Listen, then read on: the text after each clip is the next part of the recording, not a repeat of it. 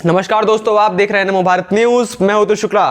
दोस्तों, इस देश में आक्रांताओं का अतिक्रमण बढ़ता ही जा रहा है। कई शहरों में तो अब हिंदू ही अल्पसंख्यक हो चुके हैं, जिसके बाद राज्यों के अंदर हिंदू अल्पसंख्यकों के साथ बहुत ज्यादा प्रताड़ना होती है और उन्हें उन्हीं की जमीनों से भगा दिया जाता है। उनकी मंदिरों की जमीनें हड़प ली जाती हैं और बहुत सी सेवाओं से उन्हें वंचित कर दिया जाता है। उसके लिए आप तमिलनाडु का ही एक उदाहरण ले लीजिए, जहां पर पिछले 36 सालों के अंदर हिंदू मंदिरों की करीब 47,000 एकड़ जमीन हड़प ली गई। वहीं दूसरी तरफ सहारनपुर में एक हैंडपंप हटवाने की वजह से एक आचार्य को अप्रताड़ित किया जा रहा है, जिसकी वजह से आचार्य अब शहर छोड़ने को मजबूर हो चुके हैं। कश्मीरी पंडितों का दुख भी जग जाहिर है, लेकिन इसके बावजूद भी अब तक कोई ठोस कदम नहीं उठाए गए। राज्य सरकारें इन मामलों पर अपनी आंखें मूंद लेती हैं। अगर आप हिंदू प्रताड़ना सर्च करेंगे तो इस प्रकार की हजारों खबरें आपको मिल जाएंगी और इन सब खबरों में जो एक चीज कॉमन है वो है हिंदुओं का अल्पसंख्यक होना और एक समुदाय विशेष की जनसंख्या में तेजी से बढ़ोतरी होना। हालांकि इस समस्या से केंद्र सरकार पहले से ही जागरूक है और वो जनसंख्या कानून के ऊपर भी लगातार कार्य कर रही है। लेकिन आपको क्या लगता है कि इस देश में जनसंख्या कानून को जल्द से जल्द लाने की जरूरत है या फिर नहीं? आप कमेंट करके जरूर बताएं। तो दोस्तों, एक तरफ जहां पर केंद्र अभी भी इस कानून पर कार्य कर रही है, तो दूसरी तरफ असम के सीएम हिमंता बिश्वा शर्मा ने कुछ ऐसा कर दिया है कि पूरा देश अब दंग रह गया है। हिमंता बिश्वा शर्मा तो इस बार अमित शाह से भी 2 कदम आगे चले गए हैं और देश के अंदर चल रहे जनसंख्या जिहाद पर असम के मुख्यमंत्री जल्द ही कुछ बड़ा फैसला ले सकते हैं। अब आखिर क्या यह पूरा मामला, उसे समझने के लिए आप इस वीडियो को पूरा अंत तक जरूर देखते रहिए। दोस्तों, असम देश का एकमात्र और पहला राज्य है जहां पर एनआरसी लागू हो सका। इसके अलावा चुनाव से पहले सरकारी खर्च पर चल रहे मदरसों को रातों रात कानून के तहत बंद करवा दिए गए।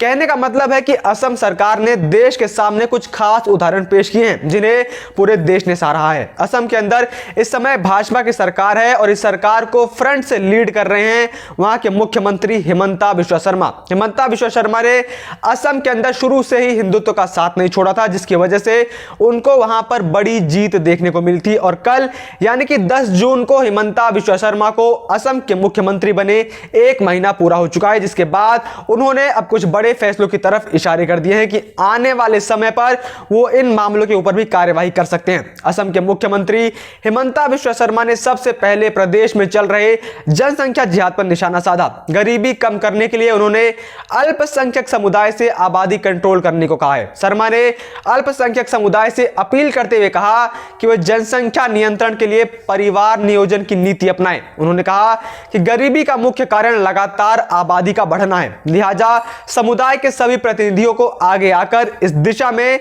सरकार का समर्थन करना चाहिए। हिमंता बिश्वा शर्मा ने कहा कि सरकार गरीबों की सुरक्षा और उनके लिए काम करने के लिए प्रतिबद्ध है, लेकिन सरकार को भी जनसंख्या वृद्धि से निपटने के लिए अल्पसंख्यकों का पूरा सहयोग चाहिए, क्योंकि इसी के कारण गरीबी और अशिक्षा की समस्या उत्पन्न हुई है। इसके पीछे एक ही कारण है, फैमिली प्लानिंग की कमी। उन्होंने कहा कि इसके लिए उनकी सरकार अल्पसंख्यकों की महिलाओं को शिक्षित करने का भी काम करेगी, जिससे समस्या का हल प्रभावी तरीके से निकाला जा सके। अल्पसंख्यक समुदाय के प्रतिनिधियों से कहा है कि वे जनसंख्या नियंत्रण के मामले में अपने लोगों को जागरूक करने का भी कार्य करें। वहीं इस फैसले के बाद ही विपक्ष खून के आंसू रोने लगा और वो पूरी तरीके से इस समय बौखला चुका है, क्योंकि एक तो असम में हिंदूवादी सरकार है, ऊपर से अब वो जनसंख्या नियंत्रण कानून पर बात भी कर रही है। ऐसे में प्रदेश की विपक्षी पार्टियां तो रोना करेंगी, क्योंकि इनकी पूरी राजनीति ही तुष्टीकरण के ऊपर चलती है। जनसंख्या नियंत्रण आज के समय में कितना बड़ा अहम मुद्दा है, यह बात किसी से भी छिपी नहीं है, लेकिन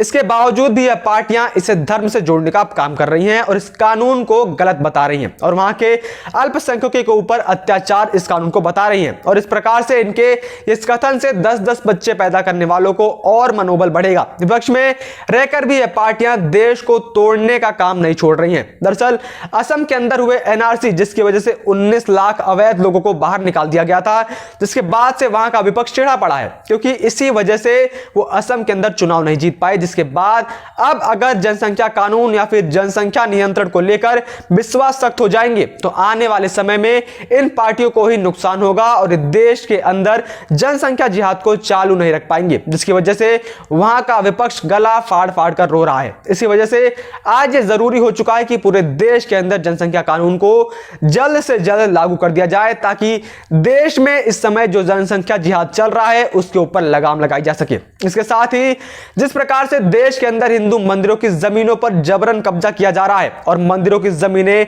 हड़पी जा रही हैं, इसके ऊपर भी मुख्यमंत्री हिमंता बिश्वा शर्मा ने एक बड़ा फैसला लिया। मुख्यमंत्री ने कहा कि उनकी सरकार किसी भी हालात में मंदिरों, सतरा और जंगल की जमीन पर कोई अतिक्रमण स्वीकार नहीं करेगी। उन्होंने कहा कि अल्पसंख्यक समुदाय के प्रतिनिधियों ने भूमि अतिक्रमण नहीं किए जाने का भरोसा दिलाया है। 17 ऐसे धार्मिक केंद्र होते हैं जहां पर बड़ी संख्या में ब्रह्मचारी और गैर ब्रह्मचारी भक्त और श्रद्धालु निवास करते हैं। इन सतरों के पास विशाल भूमि होती है जिसके कारण इनकी भूमि के अतिक्रमण की आशंका भी बनी रहती है। असम के ये 17 वैष्णव समुदाय से जुड़े हुए हैं। गौर मतलब है कि मुख्यमंत्री की जिम्मेदारी संभालते ही शर्मा ने गौ रक्षा का समर्थन करते हुए साफ कर दिया था कि जहां हिंदू रहते हैं और गौवंश की पूजा होती है वहां पर किसी भी हालत में गौ हत्या को बर्दाश्त नहीं किया जाएगा। इसके अलावा उन्होंने भाजपा के घोषणा पत्र के अनुसार सरकारी भूमि, मंदिर और सतरा की भूमि से अवैध अतिक्रमण को हटाने का आदेश भी दे दिया है। इसके बाद से कार्यवाही करते हुए प्रशासन लगभग 400 बीघा जमीन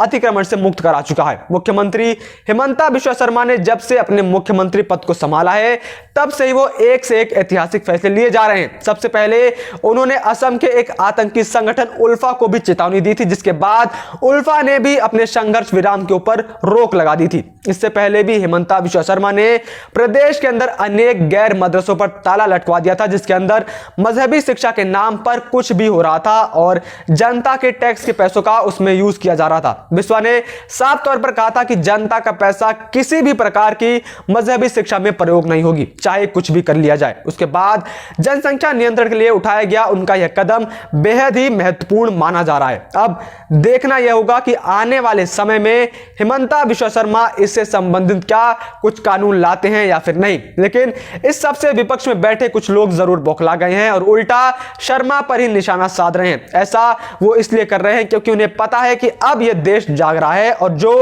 हिंदुओं को पुश टू द वॉल करके रणनीति खेली जा रही थी वो सबको अब नजर आ रही है। ऐसा ही कुछ म्यांमार में भी करने की कोशिश हुई थी, जहां पर बेहद ही शांतिपूर्वक बौद्ध समाज के ऊपर प्रताड़ना की जा रही थी, जिसके बाद फिर उन्होंने रौद्र रूप अपनाया। फिर रोहिंग्याओं को म्यांमार छोड़कर भागना पड़ा। खैर, भारत एक ऐसा राष्ट्र है जहां कोई किसी को नहीं भगाता, सब शांति से रहना चाहते हैं, मगर हर पेड़ के झुकने की भी एक हद होती है। बाकी आपकी इस बारे में क्या राय है आप कमेंट बॉक्स में जरूर बताएं। इतना ही नहीं, अगर आपको यह वीडियो पसंद आई हो तो इसे लाइक करना ना भूलें और इस वीडियो को ज्यादा से ज्यादा मात्रा में शेयर करें। जय हिंद, जय भारत। वीडियो को लाइक, सब्सक्राइब और शेयर करना ना भूलें। अपने विचारों को कमेंट बॉक्स में लिखकर हम तक जरूर पहुंचाइए।